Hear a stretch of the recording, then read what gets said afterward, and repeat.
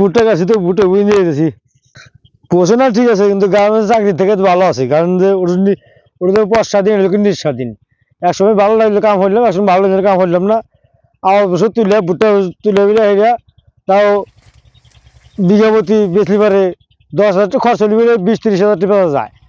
তাই সেই সম্পর্কে তাতে লাভই আছে, লস আর হয় না। ধানে কোনো ক্ষতি হয় না, ধানের লাভই হয়েছে। আল্লাহ দিলে 14,000 টাকা খরচা করছিলাম, 14 মণ ধান নেবাছি, তাও তো আল্লাহ দিলে তো খের তো আছেই। তাহলে তো লাভ, লস আর অনেক লাভই হয়েছে।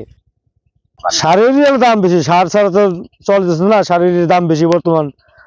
বেশি হলেও তাও তো আবাদ করে খাওয়া নেবো, সার দেওয়াই নেবো। আগে থেকে বর্তমানে সারের দাম বেশি হচ্ছে, এটা কৃষকের জন্য সুবিধা নেই, আমার তো এই সুবিধা নাই। কামলা খরচ মনে হয় মেলা বেশি। হ্যাঁ, কামলা তো এখন 700-800 টাকা কামলা। কামলা নিয়ে আমার তো আমার জানা কিছু থাকে না। এবার যে ভুট্টা গেছে কি ভুট্টা এলো? এটা পাঠান, পাঠানের বীজ আনলা কোন থেকে? এটা নাটুপাড়া বাজারই পাওয়া যায়, শাহাদত বীজ ভান্ডার। আশা করতেছ কি এবার তাহলে ফলন ভালো হবো? হ্যাঁ, আলহামদুলিল্লাহ, আল্লাহ দিলে ভালোই হবো। যাই দোয়া করি ভালোভাবে করে খাও।